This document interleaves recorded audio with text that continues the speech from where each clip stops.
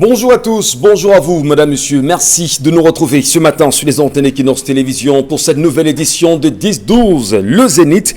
Et c'est reparti pour un moment important dans votre journée.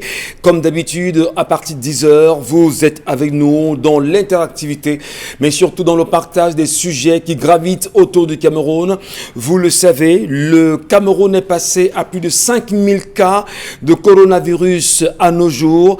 Qu'est-ce qui se passe réellement? A-t-on le sentiment que les mesures de déconfinement partiel initiées par le gouvernement il y a quelques semaines ont été mal pensées? Est-ce que le Cameroun pourra d'ici là donner une solution évidente pour pouvoir efficacement lutter contre le coronavirus? 5000 cas et plus, c'est assez fort au moment où même le Premier ministre chef du gouvernement Joseph Diongouté a été reçu hier a reçu hier justement le monseigneur Samuel Cléda à la demande du chef de l'État. Est-ce qu'une solution camerounaise serait en voie d'être retrouvée cette fois-ci? Madame, monsieur, certainement on trouvera nous aussi des réponses à tout ceci pendant l'émission. Vous le savez, en donnant cette fois-ci la parole aux phytothérapeutes, est-ce qu'on pourrait finalement encadrer le secteur de la phytothérapie au Cameroun?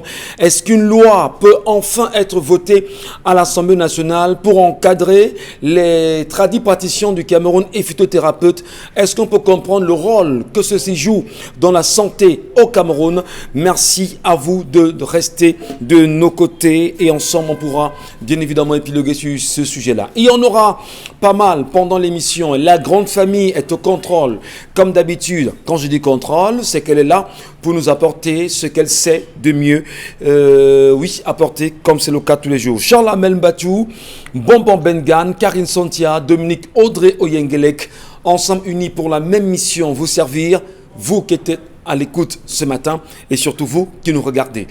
Commençons déjà par saluer Bonbon Bengan Kaindi. Bonbon, bonjour. Bonjour Monsieur Ngachou Numba, bonjour à vous chers téléspectateurs. En principe, l'école reprend le 1er juin prochain, ne serait-ce que pour les classes d'examen, mais sauf que certains diocèses de l'église catholique ont dit que non, ils ne vont pas ouvrir leurs écoles parce que ce qui se passe dehors avec la contamination au Covid-19 risque d'affecter beaucoup de gens, surtout dans cette population des étudiants et des élèves. Donc pour le moment, c'est un diocèse de l'église catholique romaine au Cameroun ont fait une lettre en disant qu'ils ne vont pas ouvrir leurs écoles le 1er juin. Mais ils demandent à leurs élèves d'activer les cours de répétition à domicile. L'Église, quand l'Église catholique romaine au Cameroun protège ses ouailles et ses fidèles, y compris ses écoliers, Bonbon Bengal le dit très bien, il y a eu ce refus catégorique qui a été rendu public hier, Bonbok, et on va dire aujourd'hui qu'il n'y a pas que l'Église catholique, il y a également quelques syndicalistes du secteur de l'enseignement au Cameroun qui s'insurgent contre le fait qu'ils ne soient pas associés à cette décision de retour des classes le 1er juin prochain au Cameroun. Tout à fait, sauf que comme les syndicats, eux n'ont pas, j'allais dire, une fonction délibérante ou délibératrice, ils donnent seulement des propositions. Mais l'Église a pris une résolution, nous n'ouvrons pas. Mais les syndicalistes, eux, n'ont pas des écoles pour dire qu'on va ouvrir, qu'on ne va pas ouvrir. Ils ont émis le vœu d'être écoutés. Malheureusement, ils ne sont pas écoutés. Mais là également, vous savez, même les syndicats sont infiltrés. On montre leurs camarades pour leur dire que nous, on va à l'école. Si vous n'allez pas, tant pis. Vous voyez donc. Comme tous les syndicats du Cameroun. Il faut juste revoir le syndicat du secteur des transports. Et ce matin encore, pour le chauffeur de taxi qui me conduisait, il m'a fait savoir, M. Ngachou, il n'y a aucun syndicat de taximens au Cameroun, dit-il. Charles Mbatou, bonjour. Bonjour Monsieur Michel Ngachou, bonjour à tous les téléspectateurs. Un bonjour tout à fait particulier à Louis-Paul Motazé, ministre des Finances, et à Cyrus Ngo, directeur du port autonome de Douala. Non, il faut mettre général. Directeur général. Directeur général. Voilà. Voilà, merci d'ajouter. J'aime trop ce mot-là. Que se passe-t-il avec les employés de Nexus? Plus de 8 mois sans salaire. Des menaces de licenciement pour une entreprise qui rapporte près de 15 milliards de francs CFA l'an et de manière autonome. Un ping-pong spécial se joue entre le directeur du port et Emploi Service. Ils en ont marre, ils ont décidé de descendre dans la rue. Attention, attention, attention, l'heure n'est pas au désordre. L'heure n'est pas au désordre également, effectivement, Charles Amel Mbachou. L'heure n'est pas au désordre quand on ne sait pas d'où ça peut partir. Et les Camerounais, comme disait Issa Chiroma Bakari lors d'une conférence de presse, le Cameroun est un pays où on marche sur la braise, les dents en l'air. Le danger, justement, c'est qu'il puisse avoir une déflagration sociale qui soit inarrêtable, Charles Amel Mbachou. C'est quand même grave qu'une entreprise comme Nexus, qui de manière autonome fait pratiquement 45 000 voyages l'an, 45 000 voyages pour contrôler, rapporte plus de 15 milliards de francs CFA, et que ceux qui travaillent de manière autonome ne soient pas payés près de 8 mois sans salaire. Les enfants font comment? Ils payent les maisons comment? Le directeur du port dit qu'il faut aller voir Emploi Service. Emploi Service dit non, c'est le port qui gagne. Après on dit non, c'est le ministère des Finances. Les gars se retrouvent en ballottage. Hier, il y a eu tentative au niveau d'Emploi Service. Ce matin, ils ont dit qu'ils iront au port pour qu'enfin on les explique ce qui ne va pas. Ils veulent leur argent. En tout cas, on entendra parler avec vous, certainement dans les jours à venir. Allons accueillir cette fois-ci Karine Santia. Bonjour Karine, bienvenue. Bonjour Michel Ngachou, bonjour aussi à nos téléspectateurs. Les infirmiers ou encore le personnel de santé de l'hôpital Akintini se plaint, et particulièrement les infirmières. Alors qu'est-ce qu'ils vivent de ce côté? Il arrive même des jours où ces infirmiers travaillent sans cache-nez. Et pourquoi? Parce qu'il faut rédiger, en tout cas il faut que la major rédige une correspondance à la hiérarchie pour avoir l'autorisation d'entrer en possession des cache-nez qu'elle va distribuer un jour après, donc auquel elle sera en possession un jour après pour distribuer aux infirmiers. Et les infirmiers n'ont pas ces cache-nez-là en quantité importante pour pouvoir changer quotidiennement tel qu'on le dit. Et qu'est-ce qui se passe aussi, c'est que depuis le mois de février, ils n'ont pas leur salaire. Lorsqu'ils sont payés, parfois, on saute un mois pour payer le mois dans lequel ils sont en train de vivre. Et à l'hôpital Akintini, ils se plaignent. Et quand ils se rapprochent de la hiérarchie, on leur dit clairement que l'hôpital n'arrive pas à faire des chiffres. Du coup, il est impossible pour eux d'avoir leur salaire normalement. Qu'est-ce qui se passe véritablement dans nos hôpitaux de prise en charge des cas de Covid? La question se pose ce matin. On vous entend parler, Karine Santia, ce matin. Moi, je ne peux qu'hocher la tête et puis se demander, est-ce que ça va bien au Cameroun?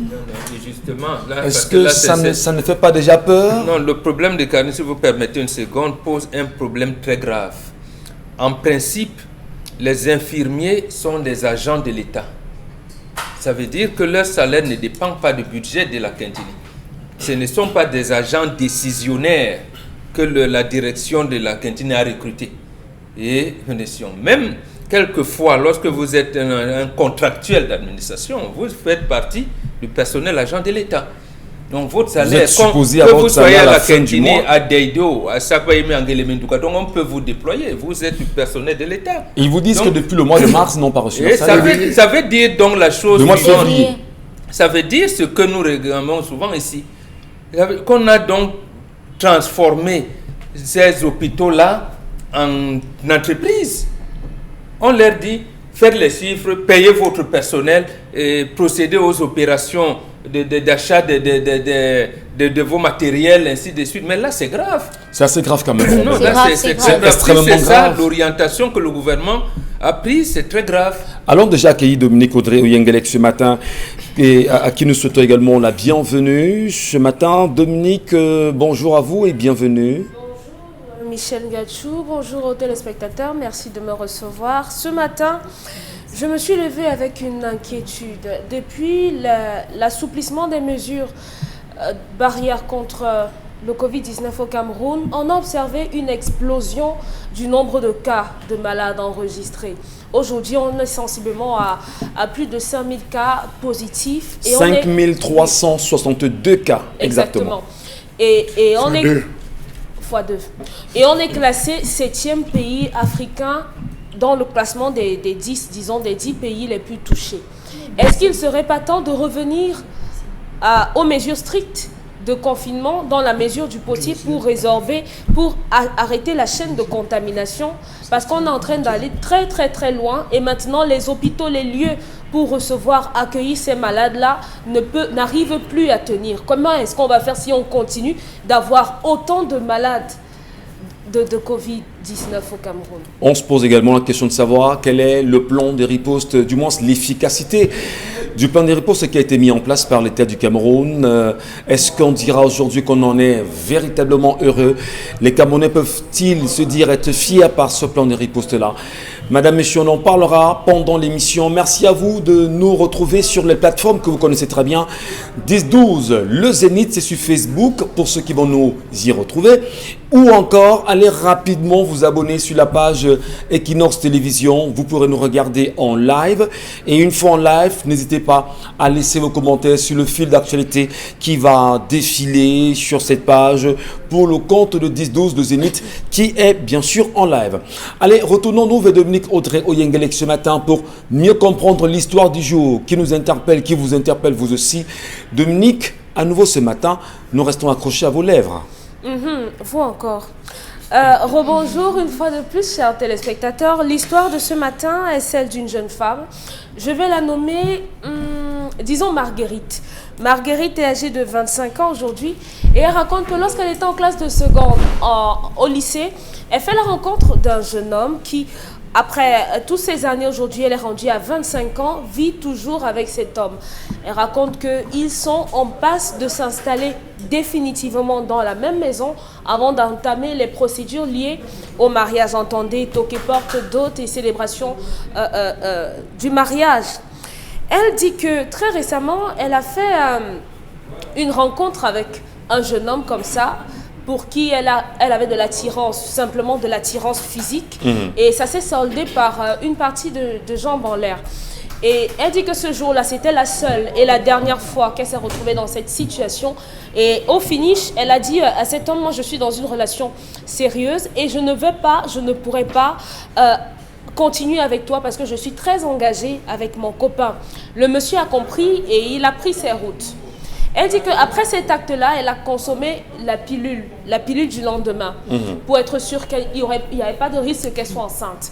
Elle raconte donc que le week-end, elle va au marché avec une de ses nièces et au niveau du marché, sa nièce s'est prise d'affection devant une paire de chaussures qu'une maman vendait dans ce marché-là. Et la petite a signé que je veux la chaussure, si, exactement cette chaussure. Elle dit qu'elle a fait le tour du marché, mais l'enfant l'a ramenée devant cette maman. Lorsqu'elle arrive devant l'étal de commerce de cette maman, la maman lui dit, si tu enlèves cet enfant, ce sera très grave pour toi parce que tu vas souffrir.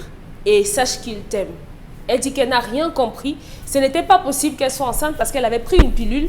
Mais tout de même, lorsqu'elle est rentrée, elle a fait un test de grossesse qui s'est avéré positif. Donc aujourd'hui, elle raconte qu'elle a fait des allers et retours dans ce marché pour retrouver cette femme-là. Et plus jamais, elle a mis les yeux sur cette maman. Aujourd'hui, elle demande à Père Bombok et à Charles Armel, est-ce que cette femme était vraiment humaine? Est-ce qu'elle devrait prendre... Elle a accouché d'abord? Non, elle est encore enceinte. Elle est Elle a enceinte. enceinte.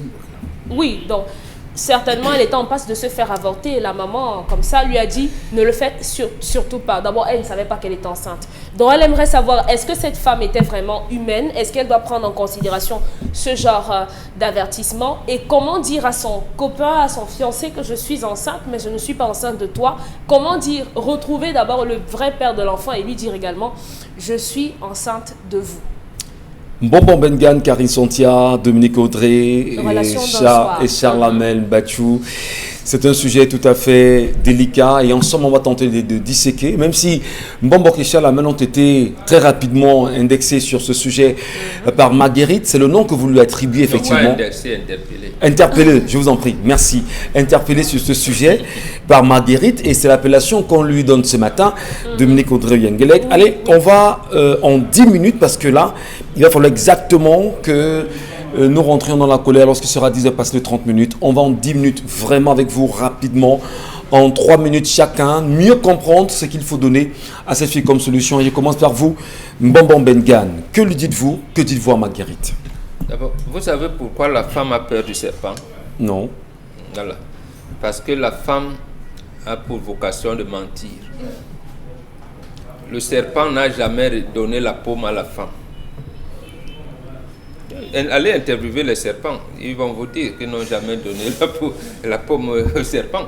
Et on nous a dit que parce que le serpent a donné la paume à la femme, il a trompé la femme, l'a amadoué et Dieu a puni le monde. Aujourd'hui, il a dit que voilà. Non, méfiez-vous des femmes. Elles savent enrober les histoires à tel point, mes chers amis. Je vous dis, vous pouvez vivre avec une femme 10 ans, vous ne la connaissez même pas au tiers. Elle vit avec vous 6 mois seulement, elle vous connaît jusqu'au détail. Oui. Cette femme aimait cet homme. Il aimait cet homme. Et elle nous dit souvent ici, une femme prend la grossesse quand elle veut. Quand elle ne veut pas, elle ne prend pas. Elle nous dit souvent ça ici. Okay. Très bien. Elle a voulu prendre la grossesse avec cet homme. Elle dit même qu'elle l'aime. Ouais. Mais elle n'aime pas son non, elle n'aime pas. Elle voit les années passées, 25 ans, et elle dit que bon, voilà un bonhomme qui m'a soutenu, que je peux, un mougou, que je peux manipuler comme je veux. Ouais. Maintenant, elle a donc un problème de conscience. Tu lui dis que ouais, tu veux faire comment? Voilà le problème qu'elle a à résoudre. Elle était faible le temps d'une soirée avec quelqu'un. Et elle est tombée enceinte. Je vous dis que cette femme, Marguerite, aime son bonhomme là. Il a dit, d'abord connaissait, il a été attiré par elle depuis longtemps. Pourquoi c'est à ce moment où elles savent calculer leur période d'ovulation et tout ce que vous voulez, elles décident quand même d'y aller et sans se protéger. Voilà. Je vous dis. Donc elle voulait l'enfant. La femme a dit que le serpent lui a donné la paume. C'est pas vrai. C'est pas vrai. Donc c'est pour ça que la femme, quand elle voit le serpent, elle a peur, elle fuit. Ouais. Elle pense que le serpent va dire maintenant que tu m'as trahi ici, tout le monde me fuit. Voilà, c'est pour ça que la femme n'aime pas le serpent. Donc, et deuxième chose, non, la femme qui lui a dit, si tu enlèves, tant pis. Effectivement, il y a des filles comme ça. Dieu vous a donné un seul enfant. Si vous venez à avorter, vous n'en aurez plus. Vous allez faire tous les examens médicaux, vous serez nickel et tout, votre mari, spermogramme, tout ce que vous voulez, nickel, vous n'aurez pas d'enfant. Vous n'aurez pas d'enfant. Donc, cette femme, il y a des femmes comme ça. Elle a été interpellée par la divinité. Oui, faire attention. Non, mais attendez, on vous dit, il y a souvent les enfants, les petits-enfants, 2 ans, 3 ans, il y en a qui commencent à dire des choses, à avoir un tel comportement, vous dites, si j'ai même accouché un sorcier. Non, il y a des enfants qui naissent avec 3 yeux, avec 4. Il faut savoir les encadrer. Peut-être que cette maman qui lui a dit ça fait partie de ces personnes. Très bien. Qui naissent avec ces dons-là. On va aller très vite ce matin, Mbombo Bengan. Karine Santia, à vous également ce matin. Que dites-vous à Marguerite? Marguerite est victime de ce qu'on appelle les relations par complaisance. Elle se dit que parce qu'elle a été pendant assez longtemps dans une relation, 7 ans dans une relation, c'est forcément la relation de sa vie ou encore l'homme de sa vie.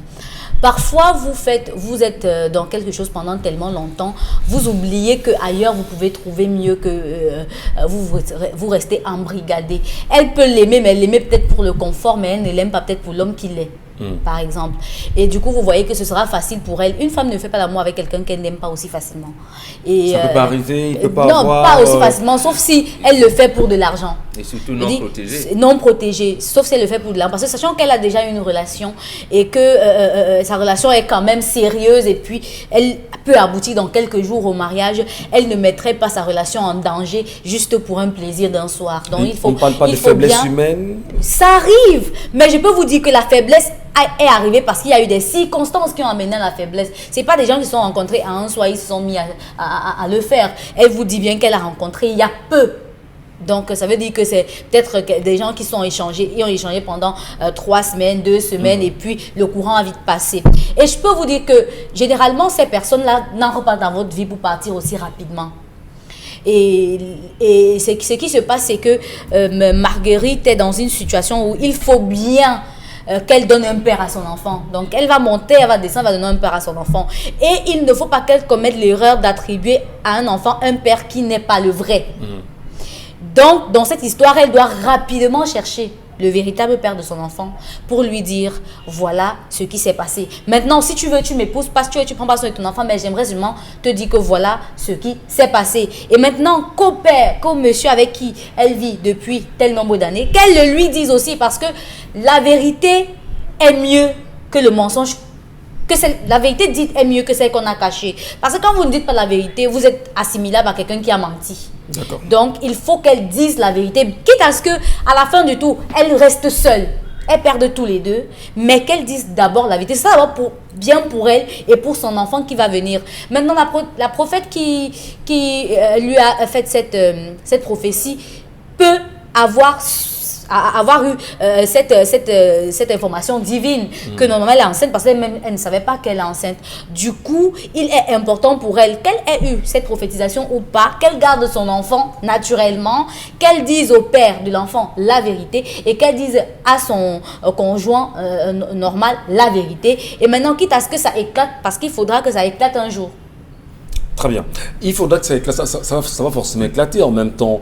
Et Dominique Audrey, il y a quand même peut-être dans la tête de la fille ce qu'elle se dit, le qu'en dira-t-on? Comment est-ce qu'on me verra? On dira quoi de moi? Et sur cette question-là, mais il faut quand même qu'il y ait transparence, il faudrait qu'elle se retrouve, il faudrait qu'elle certainement fasse la paix avec elle-même. Qu'en dites-vous? Le qu'en dira-t-on? Elle ne sera pas la première femme qui sera enceinte au Cameroun. Et en même temps, elle a 25 ans. C'est pas comme si elle est encore une petite fille. Moi, j'ai du mal à faire attention à ce que les gens ont tendance à dire. Personne n'a à se mêler vraiment de la vie des autres. Si on passe sa vie à s'asseoir et attendre d'avoir l'approbation des uns et des autres, on ne fera rien de sa vie. Donc vraiment, à un moment, vivez votre vie. Le qu'en dira-t-on, ça ne manquera pas. Au contraire, ça ne fera que vous freiner. Moi, j'ai une récrimination aujourd'hui contre les parents, encore.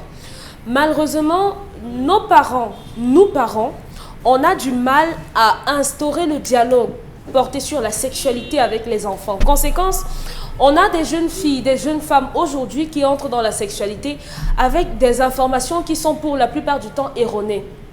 Elle vous dit qu'elle ne s'est pas protégée, mais qu'elle a pris la pilule du lendemain. Parce que couramment, dans certains quartiers, quand vous grandissez dans certains quartiers ou les quartiers dans lesquels moi j'ai grandi, on a tendance à se dire que ça, la pilule du lendemain, ou bien du whisky en sachet, ou bien, ça suffit aisément pour ne pas tomber enceinte. Malheureusement, comme je dis tous les jours, lorsqu'un parent n'aborde pas cette question avec son enfant, l'enfant aura tendance à apprendre ce genre de choses dehors et ce sera de la mauvaise des manières. Voilà une fille, une jeune femme, malheureusement à cet âge-ci, qui se lance dans des relations de ce genre sans se protéger, sans savoir quel est le background médical de la personne avec laquelle elle fait ce genre d'activité, sans savoir même comment elle-même elle va. Parce que pour moi, la grossesse, c'est un moindre mal. Elle aurait pu avoir une maladie et qu'on n'aurait même pas pu soigner, ça en serait suivi de sa mort. Donc, vraiment, les parents, parlez de sexualité à vos enfants et dites-leur pourquoi est-ce qu'ils doivent se protéger. C'est très important. Et vous croyez qu'il y a eu une faiblesse éducative, il y a une faille dans l'éducation de cette fille sexuellement à 25 ans. Mais elle peut accepter que sa maman lui tape dessus. Sauf que ça on ne dira pas maintenant, à 25 ans. Sauf que ça n'a pas commencé aujourd'hui. Ce que je suis en train de dire, c'est que quand moi j'avais 16 ans, ce qu'on nous a appris, je veux dire dans le quartier où j'ai grandi, à Miniferme, on vous apprend que... Miniferme Mélène, c'est ça? Oui. Voilà. Là-bas, il y Faut préciser. a... Oui, on prend la pilule du lendemain, on ne tombe pas enceinte. Ouais. On boit le whisky en sachet, on ne tombe pas enceinte. Et C'est faux. c'est en famille, comme vous disiez, ça ou bien dans Non, la rue. non, dans la rue. Parce que Voilà, dites donc que cette fille a refusé l'éducation parentale pour s'éduquer dans la rue. on doit À être 25 honnête, ans, elle les s'éduque parents dans ne la le rue. font pas. Les parents continuent de considérer la sexualité comme tabou et n'en parlent pas. Mais pas tous les parents. Et Vous n'en pouvez dire parlent certains pas. parents ne le font pas. Et je non, pense. combien de parents en parlent avec leurs enfants? Mais donnez les Qu'on- statistiques, qu'on- puisque qu'on notre essaie, nous, les génération, familles qui en parlent. notre génération a été éduquée. Ça- Nous aussi, nous éduquons nos enfants. Vous sortez les statistiques. Certains parents n'en parlent peut-être pas, Dominique Audrey. Allez, Pour tout ce que j'ai connu, on n'en parle pas parce que c'est lorsqu'on se retrouve à l'école, lorsqu'on se retrouve dans des bénétariats, que chacun vient avec son idée, ce qu'il a ramassé n'importe où. Très Les bien. parents vous disent, tu n'es pas grand, tu n'es pas majeur, je ne parle pas de ça avec toi, tu n'as pas de relation sexuelle. Alors que lorsque votre enfant sort de votre maison, c'est une autre personne. Donc si on instaure une certaine austérité dans nos maisons, nos enfants n'auront pas le courage de nous poser certaines questions. Donc les parents doivent faire preuve de souplesse. Voilà une jeune femme qui a grandi dans un environnement où on ne lui a pas appris que les relations sexuelles doivent être protégées. Très bien. Maintenant, Dominique moi Audrey. je dis aux femmes, l'infidélité, parce que oui, c'est l'infidélité. Lorsqu'on décide de se mettre avec quelqu'un, qu'on soit marié ou pas, c'est de l'infidélité. Elle n'est pas bonne. Si vous voulez finir avec un homme, finissez avec lui et allez avec qui vous voulez. Personne ne vous jugera. Mais dès lors que vous prendrez les deux, vous n'aurez pas il n'y aura pas d'excuse pour vous. Donc maintenant qu'elle le dise à son copain, et j'espère qu'il ne lui pardonnera pas. ouais. C'est compris, Dominique Audrey, pour votre opinion ce matin. Charles Amel Mbachou, on finit justement ce premier tour de table avec vous sur la question justement de ce problème que pose Marguerite ce matin. C'est le nom que Dominique Audrey lui a attribué. Elle nous regarde ce matin. Cette petite sœur, certainement, qui a 25 ans, peut-être votre fille aussi, que vous connaissez véritablement. Que lui dites-vous? On va lui dire quoi? Je m'attendais à ce que Dominique Audrey et Karine, quand il s'agit des hommes sur ce plateau, disent ah, c'est un impuissant, ah, c'est un incapable. Elles n'ont pas parlé. Au lieu de tirer sur cette fille qui est à l'école des sorcières, elle a préféré aller. Vous, les parents, Monsieur Mbachou, votre point de vous voyez vue. bien, elle est sur les parents. Demain, quand je reviendrai sur Ça, le vôtre, c'est ne me une reprenez pas. sorcellerie occidentale. Cette fille est inscrite à l'école des Vampirus Mordicus. Pourquoi je le dis, monsieur Michel Ngachou? Voyez une fille de 25 ans qui connaît déjà la pilule du lendemain. Je vous dis que c'est une enfant. C'est une petite Ça sœur. s'enseigne dans les On écoles, Charles Amel. Monsieur Michel Ngachou, Ça s'enseigne dans cette les fille écoles. n'est pas naïve. Non, mais il y a quand même des mesures, Non. il y a des mesures contraceptives Vous qu'on voyez, enseigne à l'école. c'est ça le drame des Ouais. occidentalisés. Ouais. C'est-à-dire, vous essayez de justifier vraiment si l'enfant a fait, ça veut dire. Non, monsieur, elle est coupable. Cette fille est plus avancée même que vous. On n'a Monsieur pas dit Michel qu'elle n'est pas coupable. Merci. Dès le Poursuivez, début, je pense poursuivez. pas. Monsieur Michel Charles Ngachou, Amel. je vous ai dit ici que les femmes ont les yeux de caméléon. Voilà la matérialisation des yeux de caméléon. Elle est avec quelqu'un. Un œil regarde celui-là. Elle est dehors. Le deuxième œil est sur le gars du dehors. Vous voyez, le caméléon est le seul animal qui a la faculté Parce qu'elle ne de l'aime pas. bouger ses yeux. Drame. Il y a un qui l'aime et qui est prêt à l'épouser. Le pauvre naïf. C'est le naïf qui est prêt à l'épouser. Et il y a elle qui veut gagner sur tous les terrains. Elle veut le mariage, elle veut le bonheur, elle veut la joie, elle veut la liberté. Monsieur Michel Ngachou. Donc c'est une maligne. Et vous allez voir à la suite de Bonbon que tout ce qui est mauvais sur cette terre est féminin. La méchanceté. Le diable. De tout ce qui est féminin. De tout ce qui est mauvais. Est-ce que c'est pas exagéré parce que Le banditisme, que les le femmes viol sont féminins. faudrait pas que les femmes aient le sentiment ce matin qu'il y a une stigmatisation contre la gente féminine. Non mais attends, Que non. quand Charles les Amel- Américains parlent de Katharina, ils nous consultent. Non, quand nous on parle de non, viol ici, Permettez. Je on ne dis, parle pas de femmes. Charles Les Amel noms de Mbachou, baptême des faudrait tempêtes pas là-bas, que et les des femmes que nous cyclones, regardent ce c'est au matin féminin. aient le sentiment que vous stigmatisez Le la femme. cambriolage, c'est Monsieur Ou la Michel gente Ngachou. féminine. Monsieur Michel Que Ngachou. nous aimons tant quand même. Rares sont les hommes qui sont prêts à aller devant monsieur le maire. Lorsque vous avez un gars qui s'engage à dire je t'amène et vous trouvez la force de le tromper. Non. Monsieur, vous appelez ça quoi, le Tu bonheur? amènes quoi depuis 7 ans? Pourquoi est-ce que nous aimons prendre le meilleur et donner le Amène pire quoi aux depuis autres? 7 ans? Que cette fille garde sa grossesse. Très bien. Parce qu'elle n'a aucun problème. Elle, en voulant voler, elle a été volée. La grossesse est là. Quand vous avez ce genre, parce que vous avez parlé de prophètes, les Bantous n'ont pas de prophètes. On a des messagers.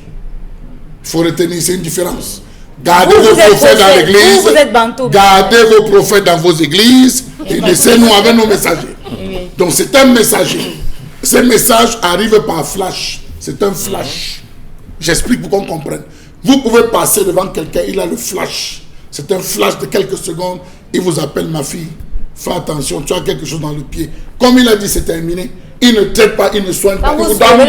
Il vous donne l'information et après c'est terminé. C'est une information. Si vous voulez vous gérer, si vous voulez vous appliquer, ça n'engage que vous. Donc elle a reçu un flash. Ce type de flash donc annonce que si elle enlève l'enfant, soit elle va se retrouver à avoir une rupture de ligament, ou je ne sais pas moi, elle aura un problème où elle va en souffrir toute sa vie. Et Dieu seul sait qu'il y a beaucoup de filles qui ont fait un seul avortement et qui jusqu'à ce jour n'ont jamais eu le plaisir, le bonheur d'enfanter. Très bien. Donc c'est un flash, elle est mauvaise. Elle doit prendre ça très au sérieux. Elle devrait aller dans le lieu sacré au village, se laver, se purifier, parce que si à 25 ans, elle est légale de Sharon Stone, quand elle aura 30 ans, elle va ressembler à qui? Merci. Shakira. Charles Amel Batchou ce matin. Opinion quand même assez sévère, mais les téléspectateurs nous laisseront bien évidemment leurs différentes propositions. Qu'est-ce que vous vous en dites également? Que dit voir Marguerite? Qu'elle garde l'enfant ou pas? Qu'elle aille retrouver peut-être le messager ou encore le prophète pour reprendre bien évidemment. Elle ne le verra plus. Oui, elle ne le verra Elle plus. ne le verra, non. Malheureusement, elle garde Tout l'enfant. ça parce qu'il voulait l'étudier. En même temps, on va donner la possibilité, bien sûr, aux téléspectateurs tout à l'heure. 10-12 le Zénith, Facebook ou directement sur le fil d'actualité. Pour ceux qui nous regardent sur Equinox Télévision, nous sommes sur Facebook. Allez rapidement vous y abonner également ou au message ou au numéro qui s'affiche au bas de l'écran. Merci. Et surtout, faites un effort d'écrire des messages assez vraiment contractés. Il ne faut pas nous faire de très longs messages parce qu'il faut gagner en temps et donner la possibilité à tout le monde quand même d'être lu. C'est important, vraiment. Des messages contractés, dites l'essentiel en quelques 2-3 phrases, c'est important. Allez, rapidement ce matin, madame, messieurs, la colère est signée Charles Amel Batchou.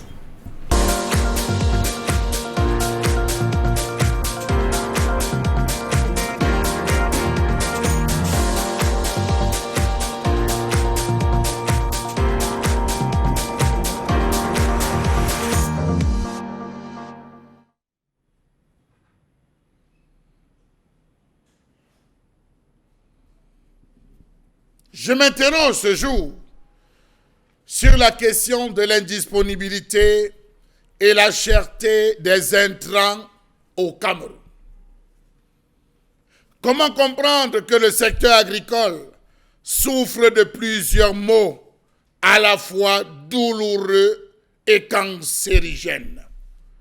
Parmi ces maux, on a l'absence de subventions, méthodes de production encore archaïques, absence de formation, indisponibilité et cherté des intrants agricoles.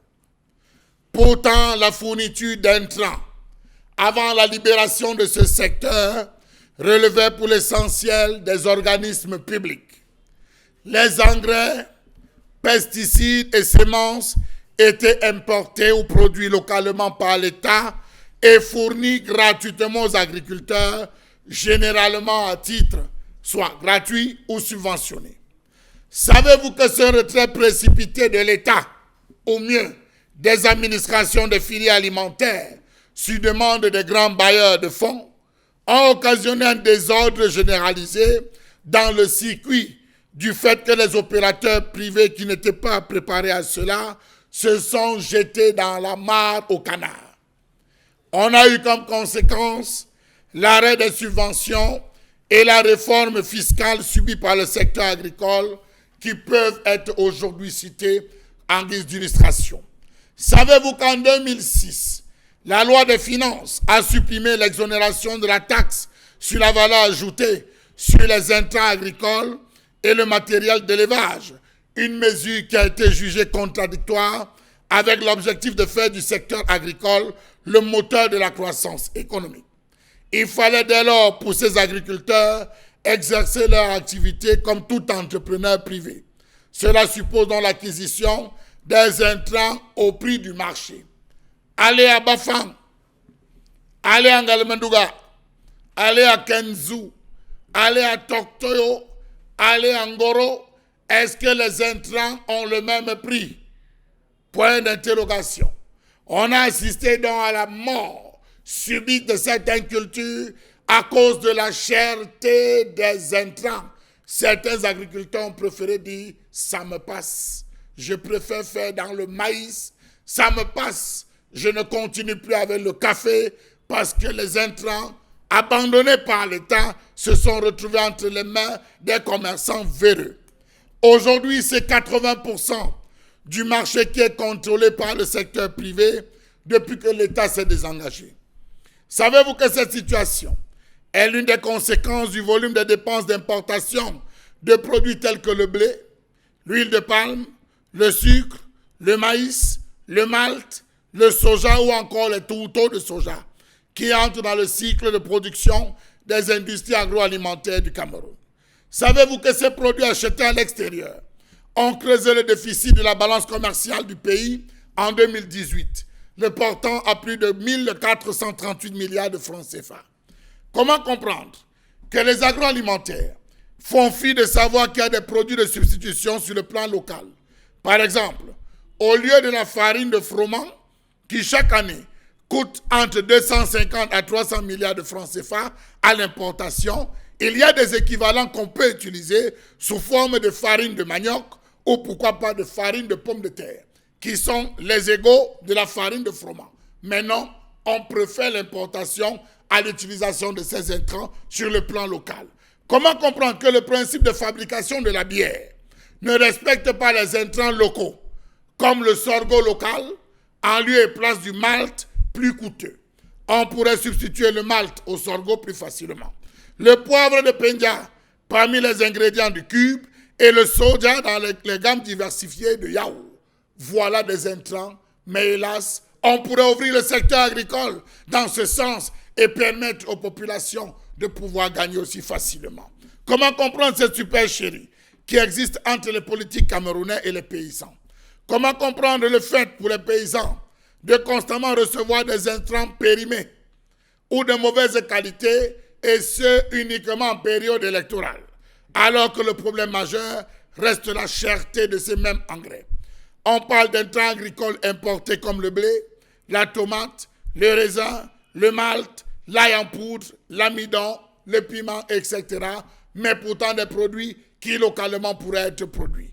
Comment comprendre que la plupart des agro-industries sont obligées de se tourner vers l'extérieur pour s'approvisionner en intrants agricoles alors qu'ils pouvaient se servir et accroître la production locale?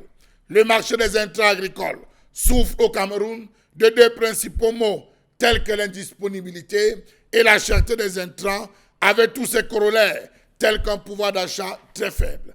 Savez-vous qu'il est difficile pour un planteur d'utiliser convenablement l'engrais pour accroître la productivité de son exploitation? Comment comprendre que jusqu'à ce jour, le Cameroun continue à accuser un déficit céréalier qui n'est que la conséquence d'un faible rendement des exploitations? Savez-vous que la cherté des intrants est une contrainte constante pour tous les producteurs du fait de la mauvaise implémentation du plan d'ajustement structurel?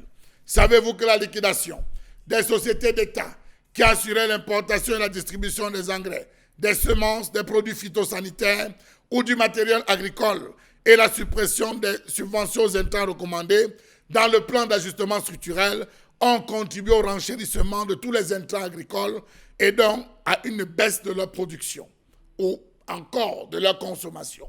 Comment comprendre que jusqu'à ce jour, malgré les promesses de Jean Kouété, l'on n'ait pas réussi la défiscalisation des intrants agricoles et la mise en place des mesures incitatives pour booster la production agricole nationale? Entre-temps, on cherche les intrants. Les agriculteurs se battent à payer cher les intrants. Lorsqu'ils produisent, ils arrivent sur le marché. Le pouvoir d'achat leur rappelle qu'on s'en fout. Si vous avez acheté chèrement, si vous avez entretenu vos champs, ici sur le marché, le sac de maïs, lui, va coûter 9 000, alors que les intrants, eux, se sont retrouvés à coûter 7 000, 8 000, 10 000 parfois. Charles Melbatio, merci infiniment ce matin pour cette colère. Et nous vous demandons, madame, monsieur, est-ce qu'on a dans ce pays un ministère de l'agriculture. La question, bien sûr, vous est posée quand on écoute cette réaction, cette colère exprimée ce matin par Charles Amen Bachou. On est à même de se demander si le ministère de l'Agriculture joue véritablement son rôle. D'ailleurs, il faut le dire, c'est l'un des ministères qui aujourd'hui a un argent dont on ne sait pas ce qu'il fait ou ce qu'il en fait véritablement. Et parfois, quand les fonctionnaires n'ont pas d'argent, lorsqu'il faut les payer au Cameroun, on est parfois obligé de mettre la main dans le budget alloué au ministère de l'Agriculture pour payer les fonctionnaires. Et on sait. Et quand on entend la colère de Charles Amen Bachou ce matin, on regarde les populations qui sont dans l'arrière-pays. On revient également sur une réalité concernant, on va dire, peut-être, comment mangent les Camerounais, comment est-ce qu'ils mangent. Et on se plaint tous les jours de ce que les Camerounais ont faim, alors qu'on a tout pour pouvoir s'en sortir. Vous, Camerounais, comment l'expliquez-vous? Comment l'appréciez-vous? Quel regard jetez-vous effectivement sur le ministère de l'Agriculture? Et tous ces démembrements, j'ai envie de dire, toutes les directions qui lui sont collées aujourd'hui.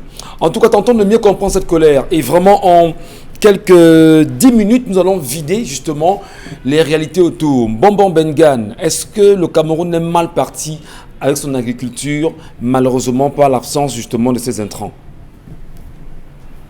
La question est commencée. Le Cameroun n'a pas eu son indépendance hier, le 25 mai. Donc, quand vous dites mal parti, non. Le Cameroun était bien parti sur la politique, même agricole, de ce pays. Mais cette politique a été sabotée. A été sabotée par le régime en place, c'est tout. C'est ça que je peux vous répondre clairement. Donc, même nous qui n'avons pas mis long à l'école, j'entends les mêmes mots qu'on nous disait, et on les répète pour ceux qui sont allés très loin, que le Cameroun est un pays agricole. J'entends les mêmes mots. Donc, comment faire pour que l'agriculture développe le pays? C'est ça la principale question. Et cette question, justement, avait été posée dès les indépendances, un peu avant même, et qui fait que les plans quinquennaux qu'il y avait avaient une orientation agricole qui était soutenue par les comices agro-pastorales. Il y avait donc une politique qui a donné naissance à la SODECAO, à un certain nombre d'entreprises, Mideviv, et ainsi de suite, l'Office national de cacao, de commercialisation des produits de base. Il y avait plein de l'UCAO là-bas, un certain nombre de choses qui fait que l'agriculteur avait l'impression d'être encadré. Et chaque village avait un chef de poste agricole qui venait nous apprendre comment on cultive le manioc. Aujourd'hui, je ne sais pas, peut-être c'est ce que vous appelez développement. On apprend tout à Yaoundé dans des hôtels. On vous parle de manioc de 2e, 3e génération, mais nous, on ne voit pas ça. Et nous avions, par exemple, l'affaire du café en Konsamba. Voilà, avec ce que cela comporte, comme la voie ferrée. Aujourd'hui, il n'en a plus. C'est donc ces choses-là qui ont amené, hier encore, on en parlait ici, si on écoutait les intellectuels. Il y en a un qui est aujourd'hui décédé, Jean-Marc Ella. Il a commis un ouvrage en 91 chez Cartala. Le titre, c'est « Quand l'État pénètre en brousse ». Le sous-titre, les ripostes paysannes à la crise. Donc, on vient un jour, pour ceux qui vous disent qu'ils sont dans des pays souverains. Depuis les années 40, les États-Unis ont une loi chez eux, Agricultural American Act. Chaque fois qu'ils activent cette loi, ça vous affecte ici. Et c'est l'activation de cette loi, l'un des déclenchements de l'activation de cette loi qui ont abouti à la fermeture de l'ONCPB chez nous. Donc, vous voyez comment nous sommes pris dans cet état et nos gouvernements même ne font pas des efforts pour asseoir un embryon, je parle seulement d'embryon, de politique agricole. Et où ce qui en tenait lieu, on a saboté. On a saboté. Je vous disais également, je termine par là, que la ville de Nkondjok, dans l'Onkam, c'était quoi? C'était des gens qu'on prenait dans les rafles ici à Douala, Yaoundé. On les amenait là-bas, on leur donnait des hectares de terrain. et on les encadrait pour qu'ils cultivent. Oui. Et qui les encadrait? C'est le colonel Etondé, dans un programme bien établi, bien élaboré, un service civique national de participation au développement. Oui. Donc, et c'est dans ces projets-là que le Sud-Ouest, par exemple, était considéré, je ne sais plus si c'est encore le cas aujourd'hui, comme le plus grand bassin de production du cacao. On envisageait aménager 42 000 hectares dans le Mboui et le Ndonga Mantoum pour procéder justement aux activités agricoles et pastorales pour contenir l'exode rural. Parce qu'aujourd'hui, tout le monde veut venir en ville. Et là, c'est une des conséquences d'ailleurs. C'est ça donc qui est en train que nous, à notre époque, quand vous entendez comme Talandré Marie, vous dites je vais à Yaoundé. Bon, c'est pour vous dire, oui, vous allez, mais sachez que vous pouvez vous épanouir là où vous êtes. Vous risquez de... Or, voilà les chansons des années 70 où les vrais musiciens, ce n'est pas le col la petite de chez vous aujourd'hui, donc où les musiciens vous interpellent, les jeunes. Donc, c'est ça l'artiste. Alors, il vous prépare 40 ans avant, 50 ans avant, pour dire que voilà... Bien évidemment, avec vous, il y a cette réalité autour de la politique agricole au Cameroun et l'absence des intrants aujourd'hui. Lorsqu'on ne parvient plus à en procurer, lorsqu'on laisse les intrants entre les mains justement du privé, est-ce qu'il n'y a pas un problème?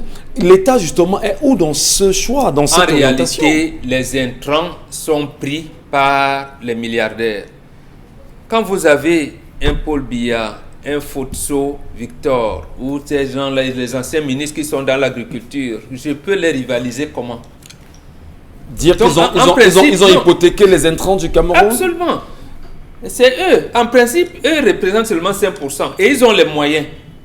Et ils peuvent acheter les intrants, même si c'est en Israël et tout. Et vous faire en sorte que l'école, par exemple, de Dibombari, où un certain, il est décédé il y a 2-3 ans, mais à son âme, monsieur Mouchili Ndipouti Pierre, l'un des ingénieurs agronomes formés en Ukraine et en Roumanie, qui était arrivé ici, qui voulait faire les engrais bio, mais malheureusement n'a pas été écouté. Il voulait prendre l'école de Dibombari, parce qu'il y a une école à Dibombari, pour en faire tout.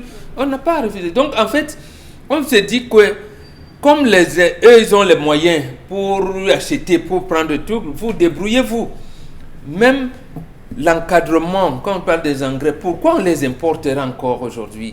Pourquoi les insecticides, les herbicides, un certain nombre de choses? On ne peut pas. Nous avons bien les enfants qui ont leur licence en biochimie, en ci, en ça. Nous avons l'école, le centre universitaire de Ngaoundéré était justement créé pour le développement dans ce secteur-là. Donc, le centre universitaire de Tchang, que vous avez transformé en université, je ne sais pas comment. Donc, on avait des structures qui étaient en place, mais donc on a saboté. Bon, Mengane, merci bien sûr pour cet éclairage-là. On va peut-être pas donner la parole aux filles ce matin sur cette question véritablement, compte tenu justement de la gestion du temps. On va bien le faire.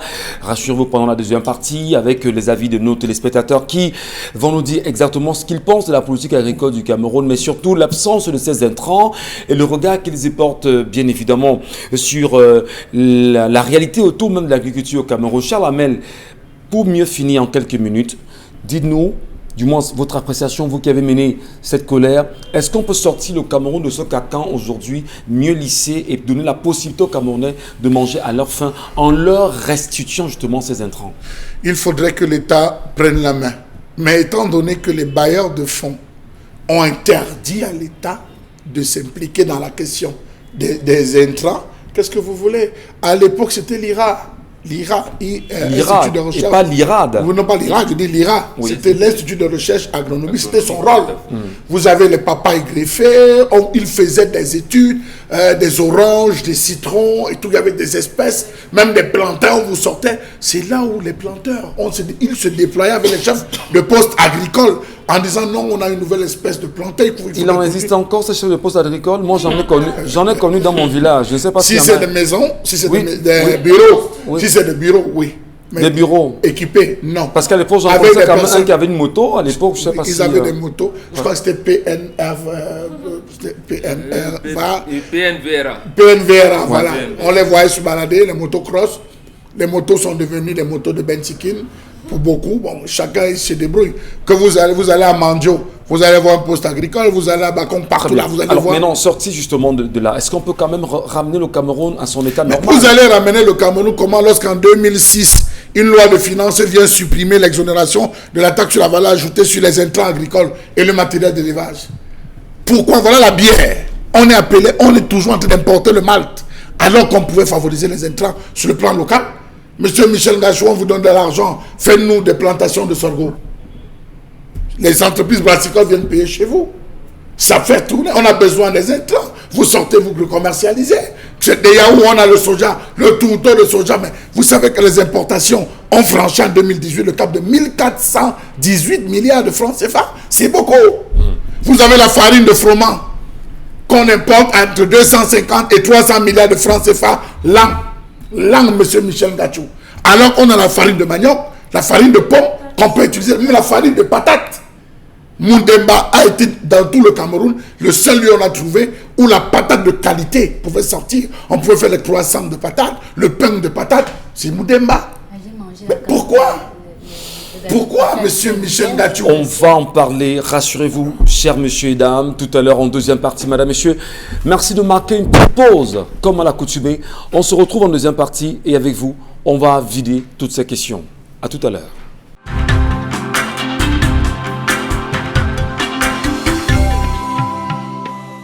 Allez, bon retour à vous, madame, monsieur, sur les antennes, bien sûr, d'Equinox Télévision. J'ai bien voulu dire 93 FM, là c'est la radio en même temps, mais nous sommes en télévision pour ce 10-12. Et merci de trouver de l'intérêt à partager cette belle tranche d'antenne avec nous.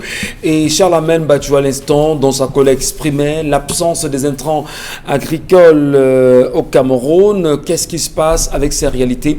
Et dans un instant, avant de vider véritablement ce sujet de nom, la possibilité à Dominique Audrey Oyengelek de nous dire justement en quelques minutes ce qu'elle pense justement de l'absence de ces intrants au Cameroun.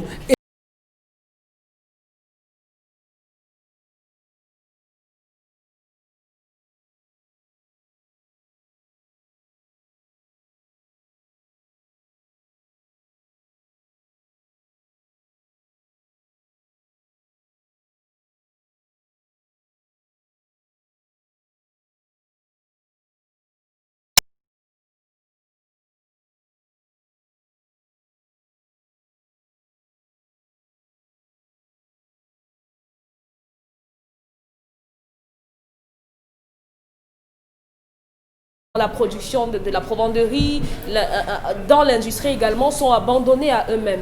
Moi, j'ai lu un article où ils ont dit simplement qu'il y a un manque de devises, donc on ne peut plus faire d'importation d'engrais. Malheureusement, vous autres agriculteurs, vous êtes obligés de faire avec. Conséquence, comme M. Mbachou l'a dit, on se retrouve avec des gens maintenant qui ne font exclusivement que du maïs et on n'a plus d'autres productions. Moi, je vais m'attarder sur les produits phytosanitaires qui entrent dans les productions, avec notamment des produits qui permettent de protéger les cultures, chasser les mouches, les criquets et autres, et s'assurer même de la bonne croissance des produits. Malheureusement, on n'a pas ces produits-là au Cameroun, on n'arrive plus à en importer. Conséquence, le marché camerounais est plein de produits phytosanitaires contrefaits. On a par exemple le Parastar, c'est comme ça qu'on dit, Parastar aujourd'hui, qui a pendant plusieurs années pilulé dans les marchés camerounais. Et malheureusement aujourd'hui, les commerçants utilisent ces produits phytosanitaires pour faire mûrir rapidement le plantain, notamment la banane. Ils utilisent ça sur les produits. Les conséquences de l'utilisation de ces mauvais produits phytosanitaires interviennent au niveau de la santé. À consommer des produits de cette qualité-là, de cette mauvaise qualité, font qu'on a aujourd'hui des maladies comme la leucémie qui se multiplient. On a des maladies comme l'Alzheimer sur la consommation, même le sol est entaché. Les gens ne s'en rendent peut-être pas compte, mais ces produits, lorsqu'on les a mis sur les produits, les cultures, ça ne reste pas simplement dans les champs. Ça vous suit même dans les marchés.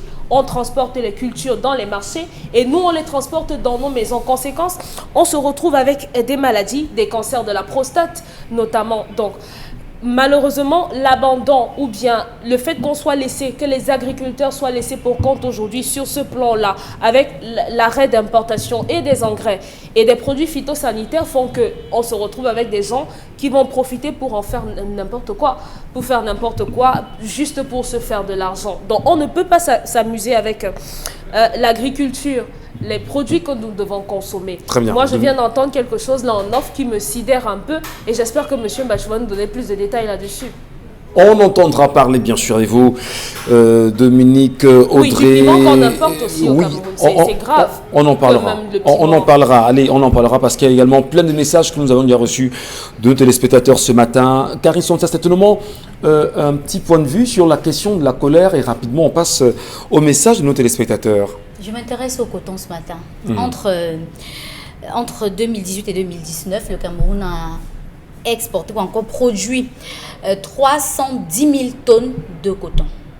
Et ce qui nous inquiète, c'est que la transformation de ce coton-là ne bénéficie pas à l'économie du Cameroun. Pourtant, c'est la base même de la filière textile dans le monde parce que c'est le produit le plus produit dans le monde et c'est le premier outil textile utilisé dans le monde parce que les fibres de coton sont importantes. Pourquoi? Parce qu'en temps de chaleur, par exemple, tel que ça se passe dans la région de l'extrême nord, les vêtements en coton sont les plus importants ou encore les plus usités.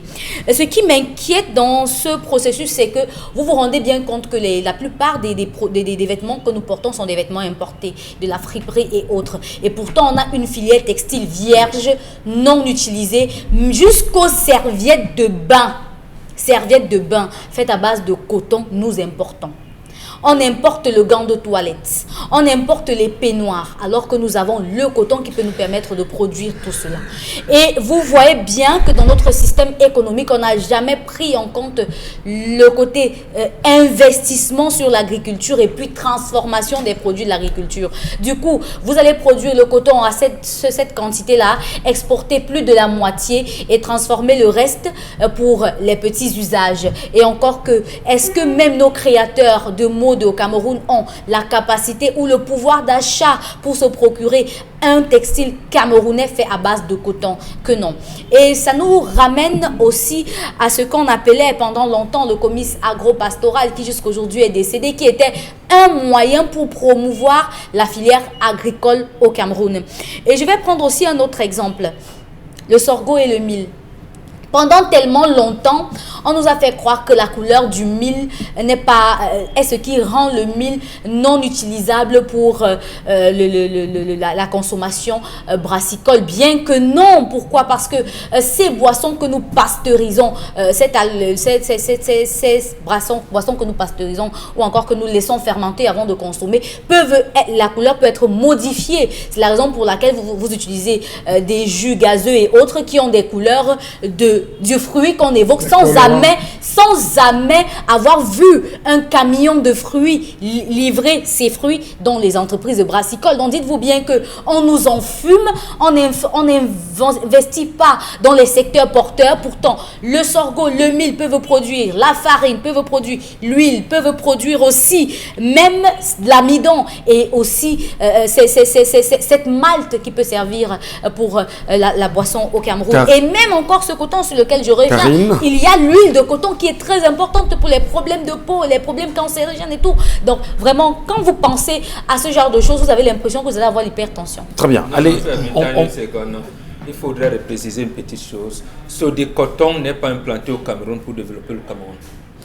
Là encore, je pense que Jean-Marc Ella, que je venais de citer, il a écrit un autre livre, 2 autres livres, l'Afrique des villages. Vous allez lire ce livre, vous allez justement vous rendre compte que la politique de l'installation de Sodécoton au Cameroun, c'était pour tuer l'émergence du mil et du sorgho. C'est pour ça qu'on parle de plus d'une agriculture extravertie. Et on pourrait reposer la même chose aujourd'hui. Est-ce que le café et le cacao ont développé nos villages?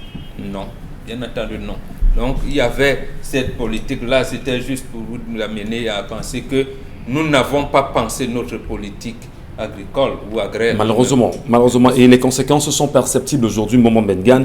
Et c'est assez dommage que nous interpellons, on n'arrêtera pas de le faire, nous interpellons davantage le ministère de l'Agriculture, nous interpellons le politique camerounais à prendre, bien sûr, ses responsabilités. Et on va saluer d'ailleurs, permettez-moi, un homme politique qui, pendant la campagne présidentielle, a pris sur lui, Charles Hamel, on reviendra, rassurez-vous, de proposer aux Camerounais une politique agricole à même de développer au Cameroun.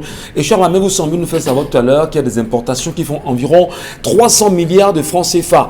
D'ailleurs, de l'extérieur vers l'intérieur du Cameroun. C'est assez coûteux et c'est dommage pour nous. C'est véritablement coûteux. Mais je vais vous dire, depuis que l'État s'est désengagé, les bailleurs de fonds, permettez-moi de vous citer, les bailleurs de fonds qui disent depuis 1990 qu'ils sont ils financent le développement du secteur agricole avec des intrants depuis 1990 et à partir sur cette base, calculons pour voir s'il y a développement. Nous avons eu l'Agence française de développement, l'Union européenne, principaux pourvoyeurs des fonds, des projets crédits rural décentralisés, le programme national de vulgarisation et de recherche agricole, la Banque mondiale, l'Agence canadienne pour le développement international qui finance des micro-projets productifs en faveur des femmes, l'État et la Banque mondiale. Vous avez la Banque islamique de développement.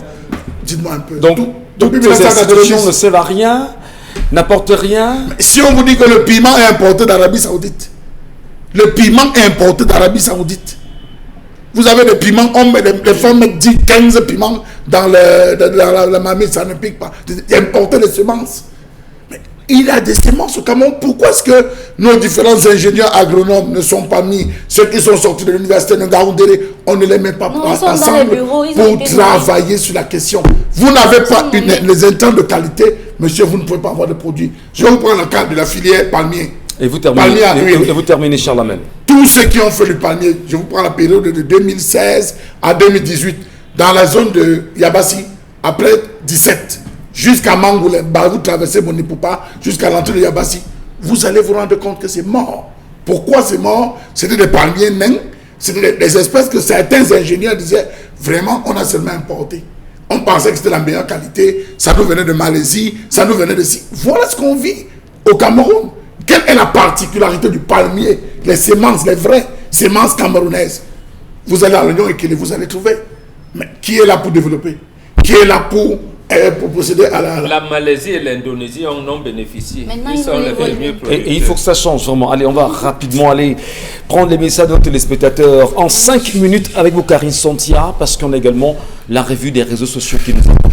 Les pilules dépendent du poids, donc si la fille a eu 60 kg, a plus de 60 kg, la pilule de 500 postino ne marche pas. C'est Landry qui dit quoi ce matin. Et puis en réponse à bon, donc si une fille a plus de 60 kg, quelle pilule de lendemain est-ce qu'elle doit acheter? Il dit qu'il faut acheter leur nouveau.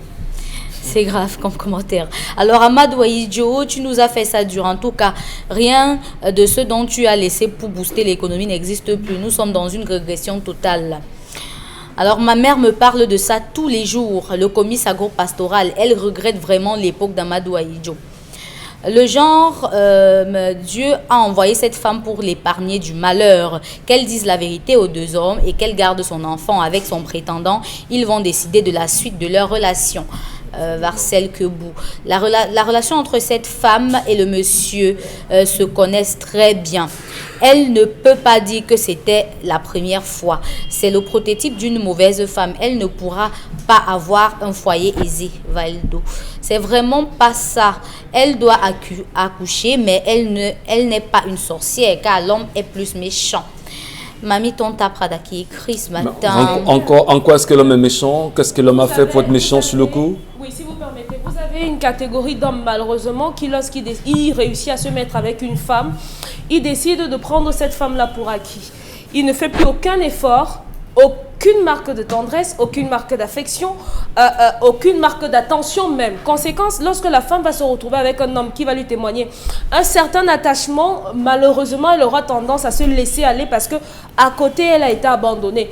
Donc, si on voudrait qu'on tape les doigts de cette femme, il faudrait savoir ce qu'elle a vécu C'est précédemment. pas trop facile comme justificatif de Dominique Audrey. Une femme ne trompe pas. Si Une votre femme, vous dites? Oui, une femme ne trompe pas. Mais Si voilà un votre cas qu'on a, femme- Dominique Audrey. Oui, si votre femme en arrive à ce point-là, c'est que vous avez échoué en tant qu'homme.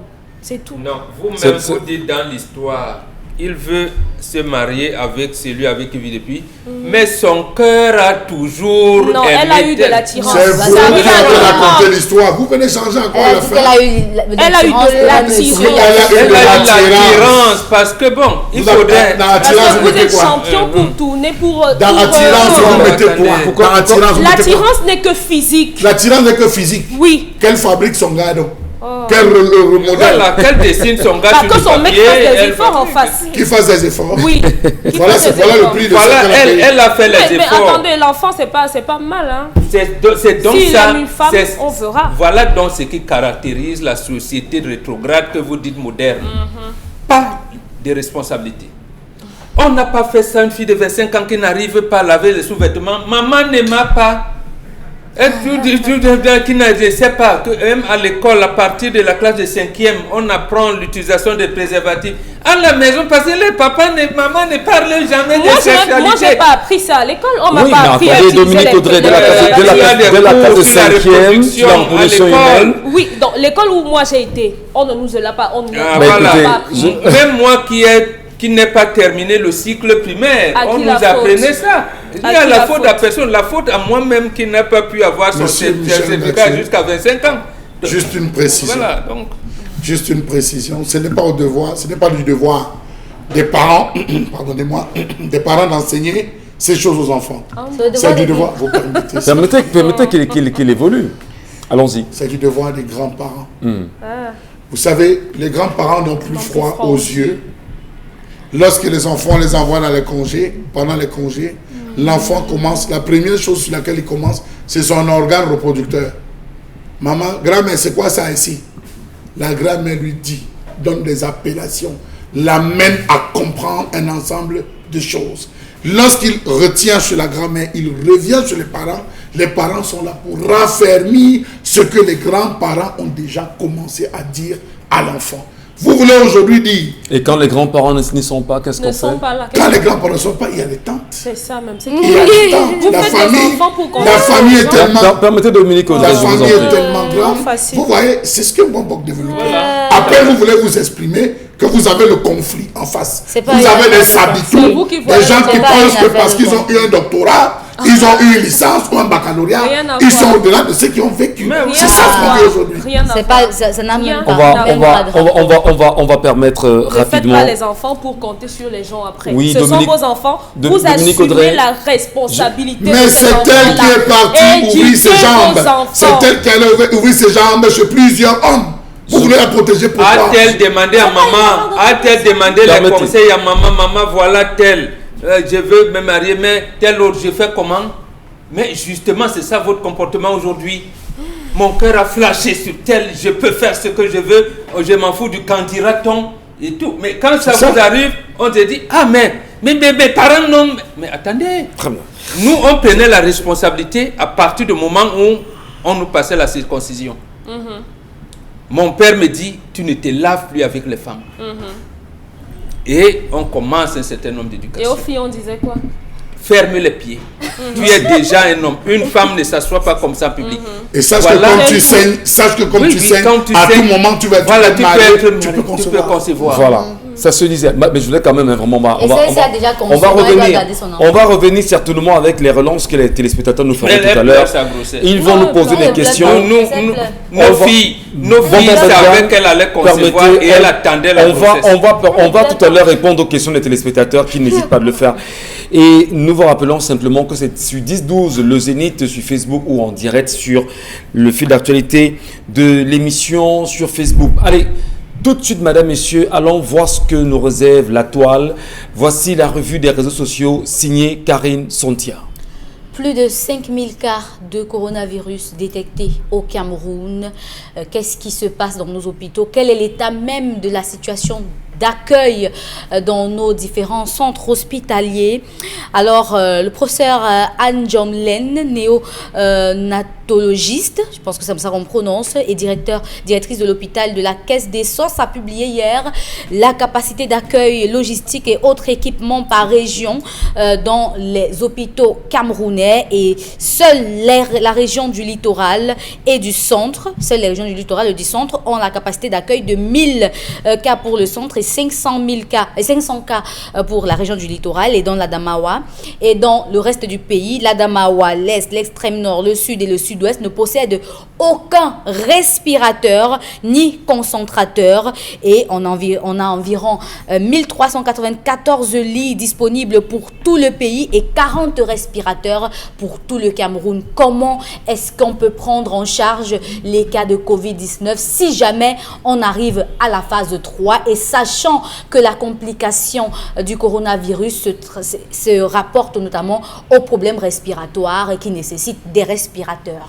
Question bien posée ce matin. Tentons rapidement, chacun en tenant tout de table, de donner son avis sur ceci. Je commence par vous, Dominique Audrey Oyengelek. Est-ce que le Cameroun, peut-être à la suite de la question qui a été posée par Karine Sontia, le Cameroun est-il capable aujourd'hui vraiment de lutter contre le coronavirus et surtout de s'en sortir? Votre avis de femme, de journaliste, de Camerounaise? On devrait peut-être poser la question autrement. Est-ce que le Cameroun veut? Et vous terminez. Pas peu, parce que je crois qu'ici, il est plus question de volonté qu'autre chose. Je vais simplement faire un feedback par rapport aux voitures. Vous savez, c'est comme ça. Les voitures qu'on offre auraient pu être... L'argent octroyé pour les voitures aurait pu être utilisé à d'autres fins. Si on s'en tient au rapport qu'a fait la dame, il est clair qu'on ne peut pas. Simplement le nombre de lits, le nombre de respirateurs, on ne peut pas. Et malheureusement, le gouvernement en place a refusé d'une certaine façon la main tendue par des tierces. Vous voyez, donc avec tout ça, à lui seul, il ne peut pas.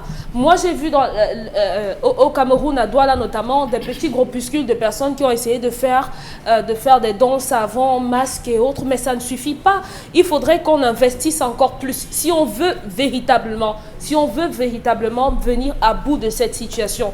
C'est bien au moins qu'on puisse avoir les chiffres exacts et corrects que nous propose la dame. J'espère qu'elle les a passés à sa hiérarchie et que par rapport au nombre de respirateurs, au nombre de lits et autres là, on va pouvoir réaménager les hôpitaux, parce que l'information qu'elle nous donne aujourd'hui met en scène, met sous les feux des projecteurs le manque de plateaux techniques, l'absence de plateaux techniques dans les hôpitaux camerounais, et c'est très grave. Moi, je m'intéresse par exemple aux régions comme les régions de l'Ouest, qui sont pour la plupart des régions abandonnées. Comment ils font là-bas si jamais on a déjà des cas là-bas? Il n'y a pas que l'Ouest, il y a le Nord-Ouest et le Sud-Ouest qui sont en guerre aujourd'hui aussi. Oui, par exemple. Faut pas oublier.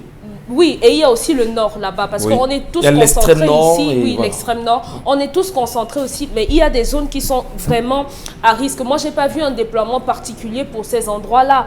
Donc, j'espère qu'avec ça, surtout qu'elle n'aura pas de représailles, parce qu'on se connaît, avec ça, on va pouvoir faire les choses bien. Dominique Audrey-Yengelek, merci bien sûr pour cette approche. Charlamagne Batiou, la vôtre certainement, si on veut bien comprendre, la crise sanitaire expose le Cameroun, montre ses manque, ses réalités, et on peut même aller jusqu'à dire qu'il n'y a pas d'hôpital au Cameroun, Charlamagne. Monsieur Michel Ngacho. Ou du moins l'hôpital n'existe pas. Monsieur Michel Ngacho, il faut qu'on arrête tous les anciens ministres de la Santé. On les met à Konengue. Parce qu'ils nous ont menti. André Mamafouda le premier. Pourquoi vous le citez? Pourquoi lui nommément? C'est l'avant-dernier, c'était un ministre de la Santé. En quoi est-ce qu'il vous a menti, Qui nous a dit, avant d'aller se faire opérer de son bras en Suisse, de son doigt en Suisse, que nous avons les hôpitaux les plus performants et les plus percutants de la sous-région Afrique centrale. Que désormais, les hôpitaux de référence que nous avons sont prêts à compétir avec ceux de l'Europe. Je le cite.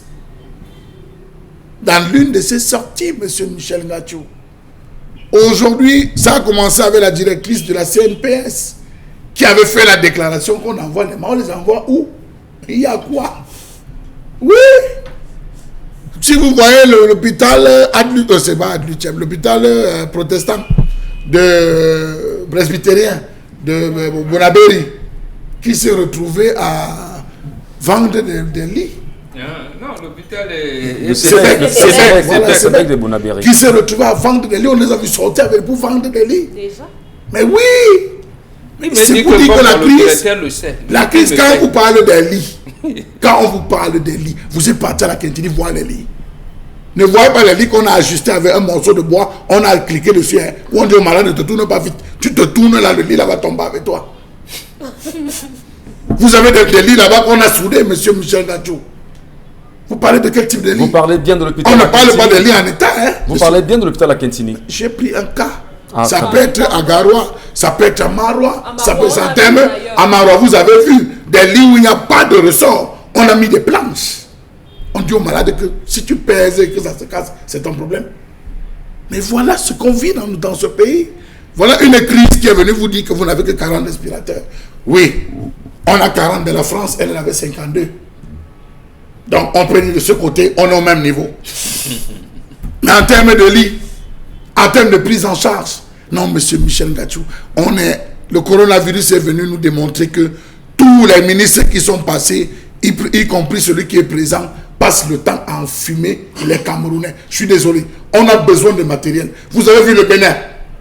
Le Bénin a reçu des matériels de la France.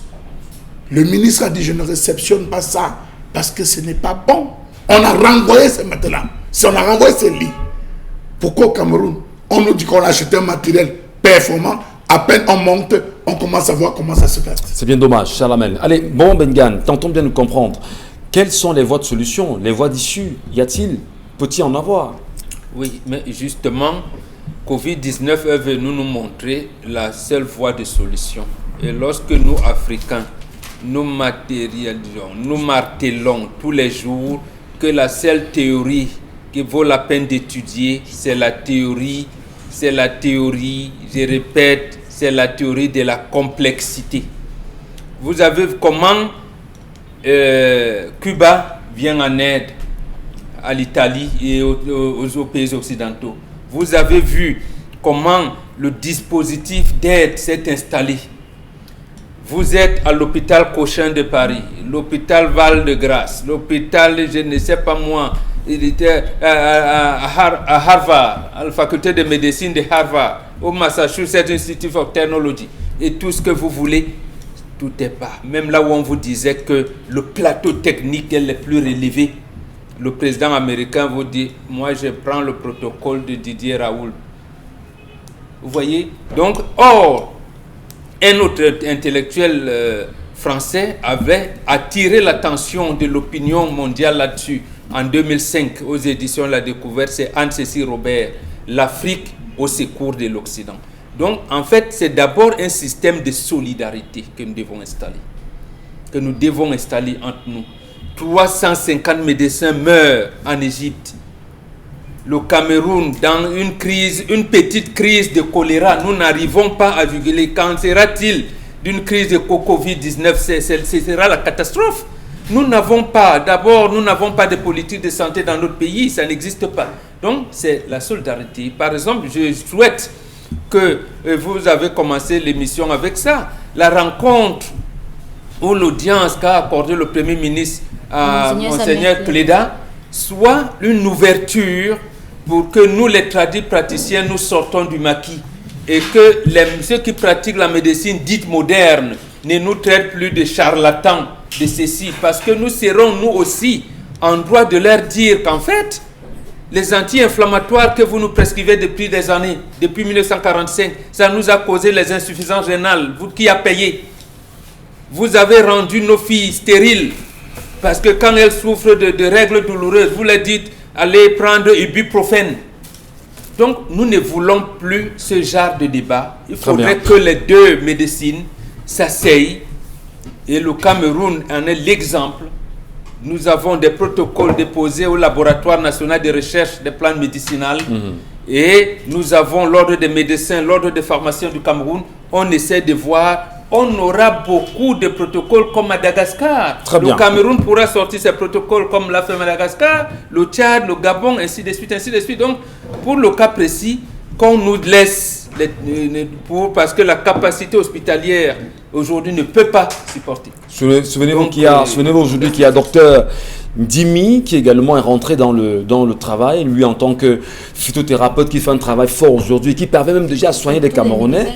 On a le docteur Tazon qu'on a reçu ce matin sur les antennes d'Equinox Télévision, radio autant pour moi, qui nous a justement rassuré qu'il soigne ce coronavirus au Cameroun. Il est peut-être temps de s'ouvrir à ces phytothérapeutes et de leur donner la parole. Karine Sontia, deuxième sujet. Deuxième sujet, on parle cette fois-ci de ce citoyen noir américain qui a été assassiné lors de son arrestation aux États-Unis, notamment. Tout un ensemble de groupes se sont levés pour notamment contester cette action. Merci Karine. On va passer justement à autre chose rapidement, madame, messieurs. On va marquer une pause. Et pour nous, cette pause nous impose d'aller véritablement saluer Consti Lamine qui est avec nous ce matin. Bonjour Consti. Consti Lamine, qu'on retrouvera dans un instant puisqu'il est avec nous sur le plateau B pour nous parler ce matin de 1001 tapis. Consti Lamine, bonjour à vous et bienvenue. Alors bonjour mon cher ami, bonjour à tous les téléspectateurs et bonjour à tous les clients du concept Salaka. C'est donc une grande promotion ce matin. Alors, est-ce que tout va bien? Est-ce qu'on est sûr qu'on est à l'antenne? Est-ce que Consti Lamine ça va? On nous fait de grands signes. Est-ce que le micro, c'est bon, Consti Lamine? Vous êtes avec nous? Alors, chers téléspectateurs, une fois de plus, bonjour. Je fais confiance justement à la réalisation ce matin qui nous rassure certainement. Allez, c'est parti, c'est bon, Consti, allez-y. Alors, une fois de plus, chers téléspectateurs, bonjour et merci d'accueillir les magasins 1001 tapis chez vous et merci d'accueillir le concept Salaka. Vous savez très bien que le concept Salaka, c'est le partage.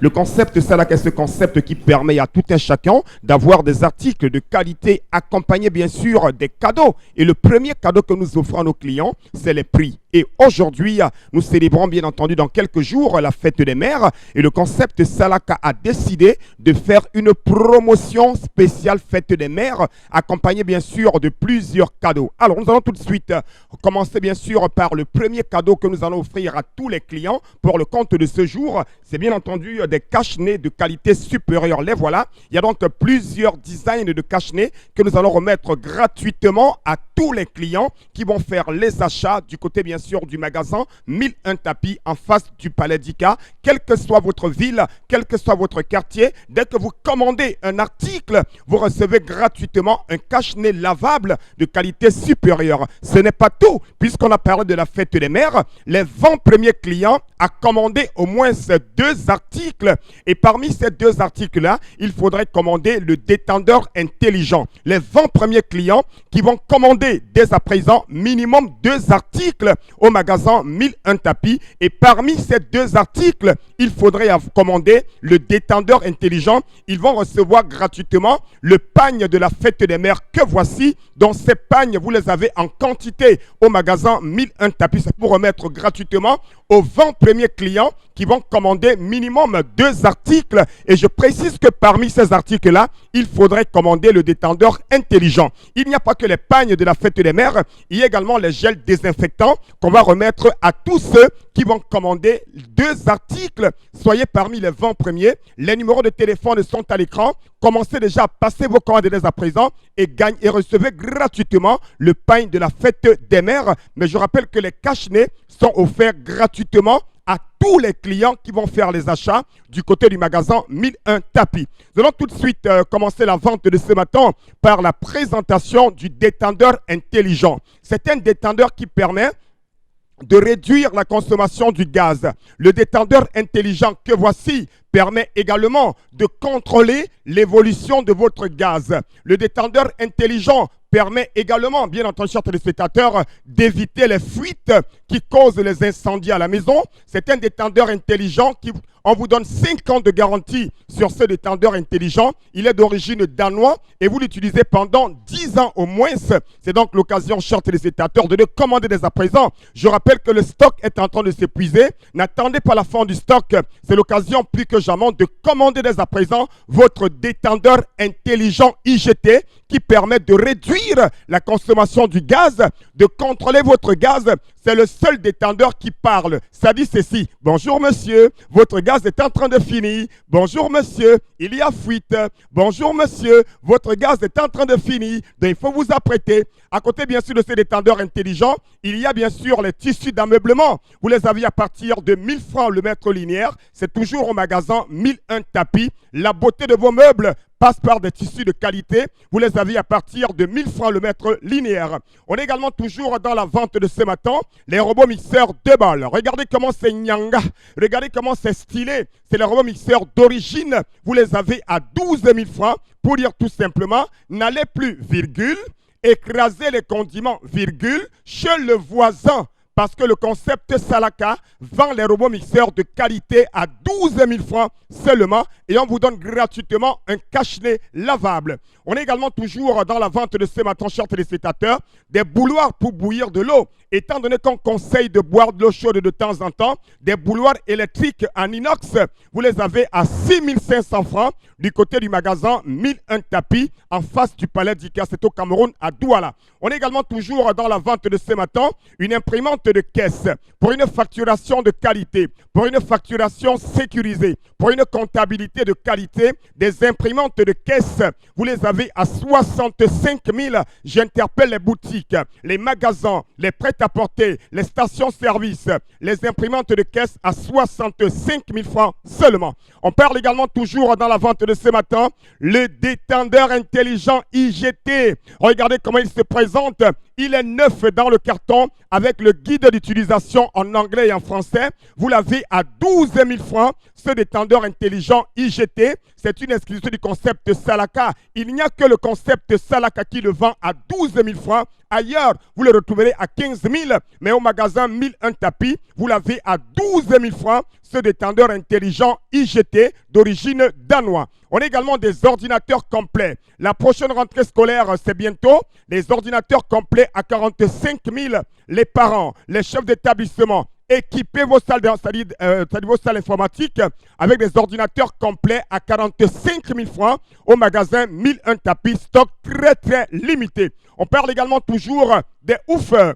Pour ceux qui veulent écouter la radio Equinox, pour ceux qui veulent danser à la maison, des woofers à 28 000. Ça prend la carte mémoire, la clé USB, ça la radio. On peut même écouter la radio Equinox. Vous l'avez à 28 000 francs. Ce woofer de qualité supérieure au magasin 1001 tapis en face, le Palais d'Ika. On a toujours dans cette promotion des laptops à 75 000 francs au magasin 1001 tapis. Laptop corps de Dio à 75 000. La suite nous conduit, chers téléspectateurs, bien entendu, à d'autres articles, des rallonges à 6 000 francs. On a également des régulateurs de tension, plein d'autres articles, des robots mixeurs à 17 000, chers téléspectateurs, des fers à vapeur à 7 500 francs et bien sûr des laptops Core i5 à 135 000, des friteuses électriques à 25 000 au magasin 1001 tapis en face du Palais d'Ika. Ne l'oubliez surtout pas, d'autres articles tels que des régulateurs de tension numérique à 16 000 francs. On parle également des lustres à partir de 40 000 dans notre magasin. Donc, chers téléspectateurs, commandez dès à présent. N'attendez pas la fin de la promotion. Et n'oubliez pas, dès que vous commandez 2 articles, et parmi ces 2 articles-là, il faudrait commander le détendeur intelligent. Vous recevez gratuitement un pain de la fête des mères. Merci beaucoup, n'oubliez pas. Détendeur intelligent à 12 000 francs au magasin 1001 tapis. Merci beaucoup Constilamine pour ce passage ce matin sur les antennes Equinox Télévision dans le cadre de 10-12, le Zénith. Allez, on poursuit avec vous Karine Sontia dans cette émission avec les messages, les nombreux messages de nos téléspectateurs et l'émission se poursuit. Oui, j'appelle la jeune Marguerite à se remettre en question autant par rapport à sa relation qu'à son éducation sexuelle, surtout qu'elle dise la vérité à celui qui compte s'engager et garde son enfant. L'infidélité sera toujours condamnable et condamnée, mais seule la vérité apaise. Je pense que cette fille ne sait pas ce qu'elle veut.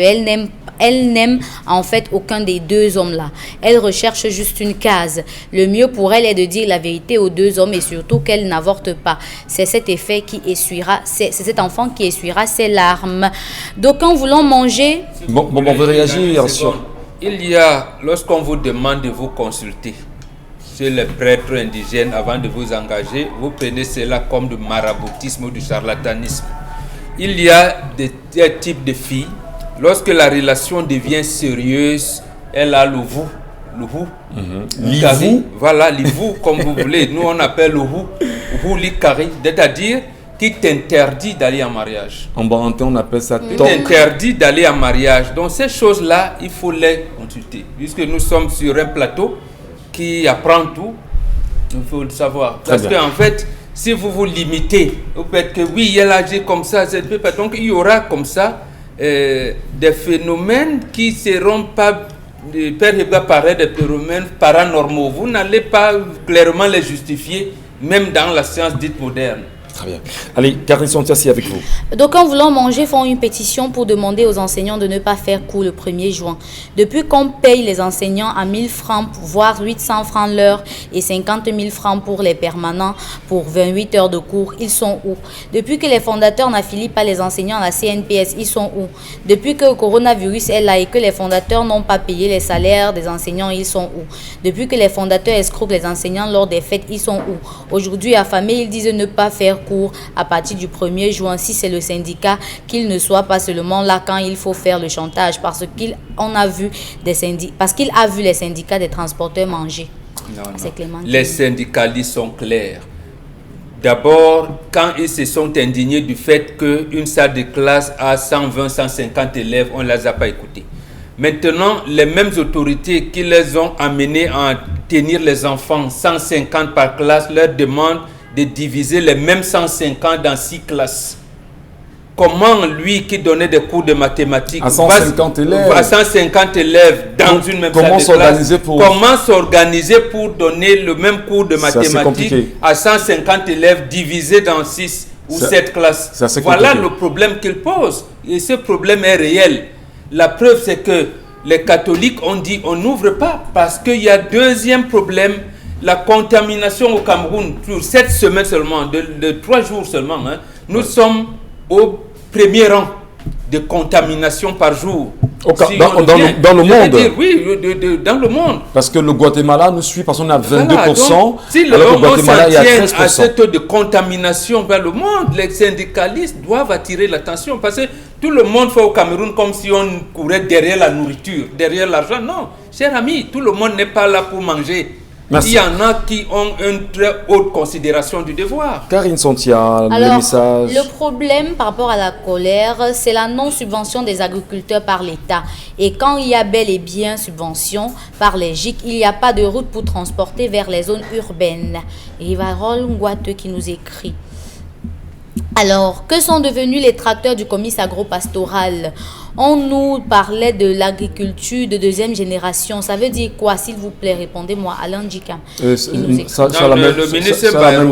ministre Bayrobé peut-être c'est la même réponse à ça. Où sont les intrants de deuxième génération? Pour parler d'une agriculture de deuxième génération, il faut avoir les intrants de deuxième génération, avoir les machines de deuxième génération qui vont être là. Je vous assure que faites le tour dans le centre. Quand je parle du centre, c'est à partir de la Konolinga. Vous traversez toute la zone d'Hawaï, vous allez à Hawaï, vous allez dans le sud, vous allez vous rendre compte que tous ceux qui détiennent des plantations, c'est des ministres en fonction, c'est des anciens ministres. Je vais vous dire que toute la zone d'Hawaï, sur plusieurs kilomètres, c'est l'ambassadeur d'Israël. Il a des plantations. À l'intérieur, il fait l'élevage. À l'intérieur, il fait la pisciculture. C'est les poissons là qu'on consomme même à Yaoundé. Je peux vous l'assurer. Donc, c'est pour vous dire, comme le disait tout à l'heure, les meilleures semences sont utilisées par ceux qui ont l'argent. C'est le privé. Le privé détient 80% en termes de gestion des intrants. Et l'État ne dit rien, et l'État confie. Mais c'est pas comme si l'État valide, l'État observe sans rien dire. Il est interdit, ça on ne vous le dit pas. Les Américains et l'Union européenne interdisent aux pays sous-développés de subventionner leur agriculture. Ils l'interdisent et eux, chez eux, ils subventionnent. Vous voyez, le salon de l'agriculture de Paris, on connaît les dates. Il n'y a que 5% de la population française qui s'occupe de la nourriture, de l'agriculture en France. Or, la France mange à sa faim et elle exporte. Nous, c'est 95% de la population qui s'occupe de l'agriculture et nous ne mangeons pas notre faim.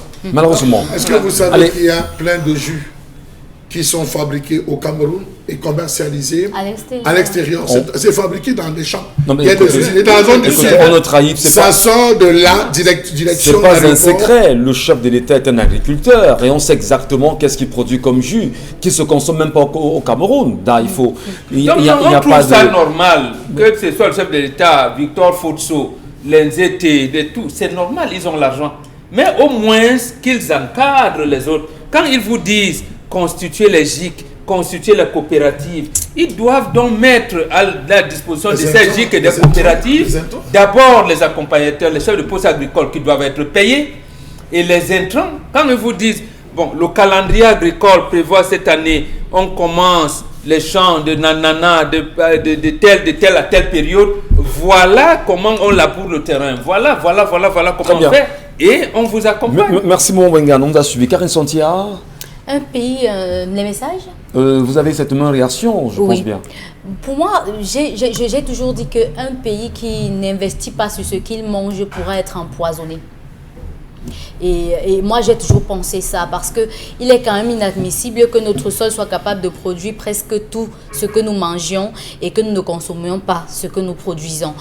Pourquoi? Parce que la quantité de ce qu'on produit n'est pas capable de nous nourrir tous. Et en plus de ce que c'est d'abord pas beaucoup, on exporte le peu qui est produit. Ça nous rend faibles et fragiles. Du coup, vous allez entendre parler des maladies liées par exemple à la respiration, des maladies cancérigènes qui sont nées par exemple de ces produits. Non, les médecins ont dit, je vous coupe à Karine, en décembre dernier 2019, les médecins regroupés au sort dans les trucs qu'ils appellent quoi, du cœur, la semaine du cœur, ils ont dit que le taux de prévalence du diabète et de l'hypertension artérielle a atteint ce taux haut parce que nous nous nourrissons mal. Est-ce que vous savez qu'en dehors de la farine de patate, on peut avoir le sucre à partir de la patate? Je dis du sucre. Le style que vous voulez, c'est-à-dire roux et tout, si vous voulez. Et malheureusement, les chercheurs, les innovateurs camerounais. Malheureusement, dans notre pays, on n'investit pas sur ce qui peut nous aider. On investit sur ce qui ne nous aide pas. C'est pourquoi vous allez voir que. On peut exporter. C'est pourquoi vous allez voir qu'il a fallu une crise pour qu'on se rende compte que dans nos hôpitaux publics, il n'y a pas de respirateur. Et qu'aujourd'hui, c'est aujourd'hui qu'on commence à inaugurer les centres de prise en charge de coronavirus à Yaoundé et ainsi de suite, oubliant que dans les zones reculées, cette maladie pourra sévir et qu'on ne saura rien. Est-ce que ça va changer? Donc, ça me permettez. Allez, vous savez également, on va rapidement, en 10 minutes, mieux comprendre ceci. Hier, le Premier ministre, chef du gouvernement, Tif Diangouté, a reçu Monseigneur Samuel Kleda, Mbombo Bengan, vous le savez également, pour pouvoir, vous le disiez à l'instant, trouver peut-être penser à une piste camerounaise sur le coronavirus. Dominique Audrey, je me retourne rapidement vers vous, vous qui avez également suivi cette actualité. Avez-vous le sentiment que l'État a un peu dépassé et finalement on est en train de faire confiance aux phytothérapeutes camerounais qui peuvent être les porteurs de solutions face au coronavirus avec plus de 5326 personnes aujourd'hui contaminées au Cameroun? C'est tard, monsieur Ngachou.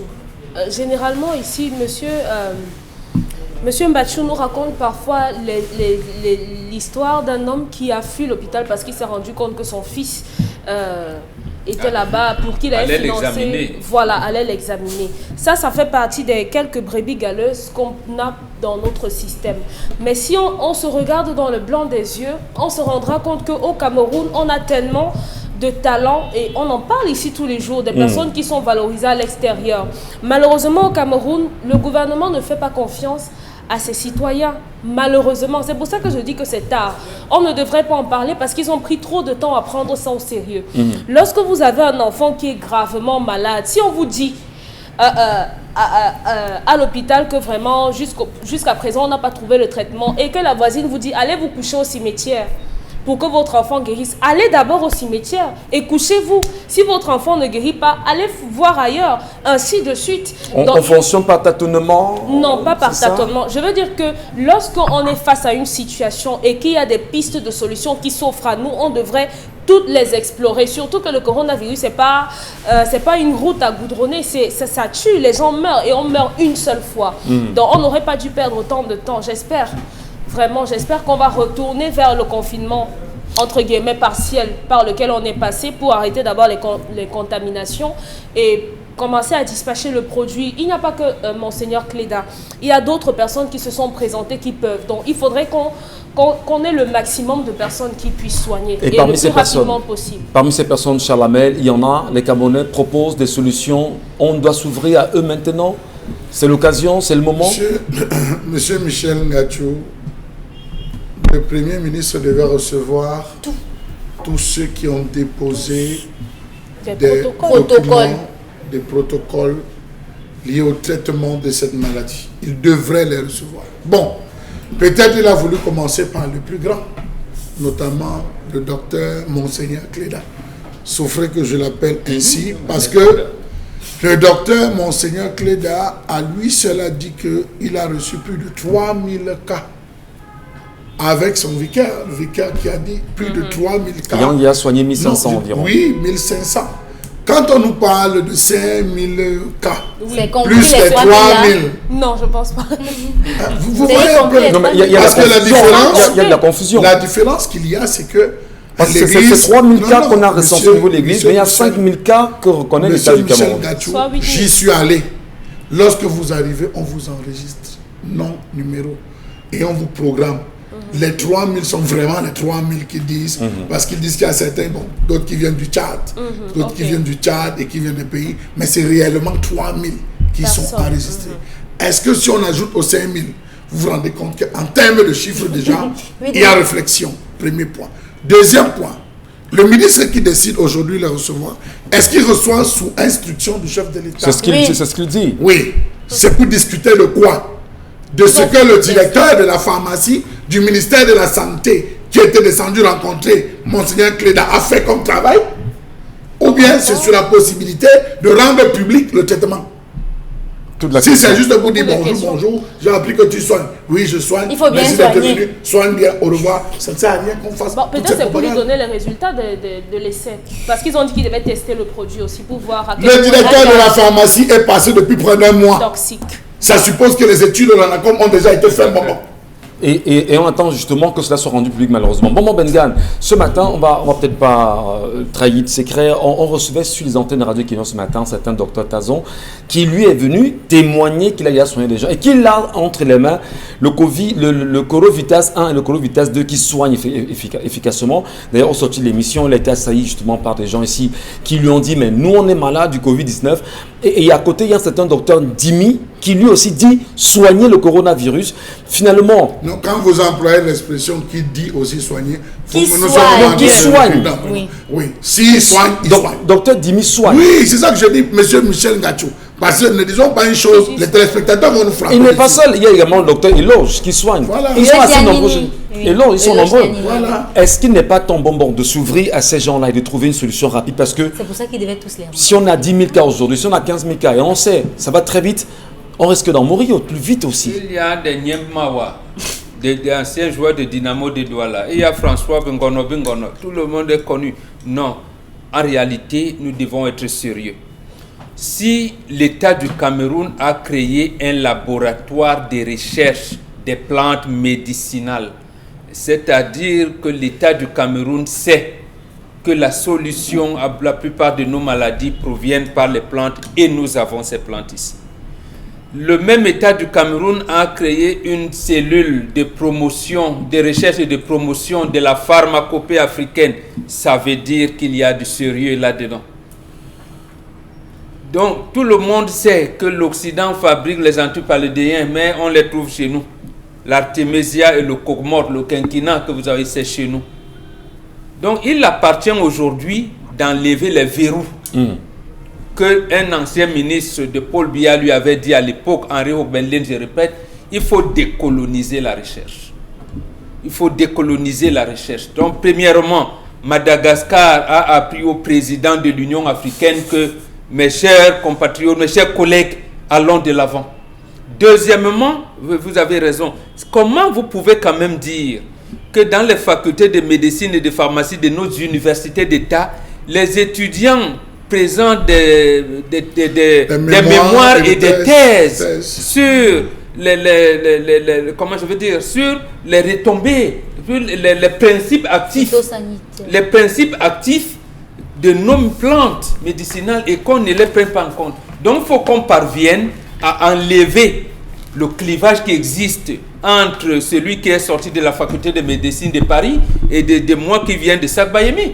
Parce qu'il va me dire, ah oui, mais les décoctions là, ça va, et vraiment les estomacs, le foie, tu n'as pas. J'ai dit donc d'accord, donc tu apprends, vérifie.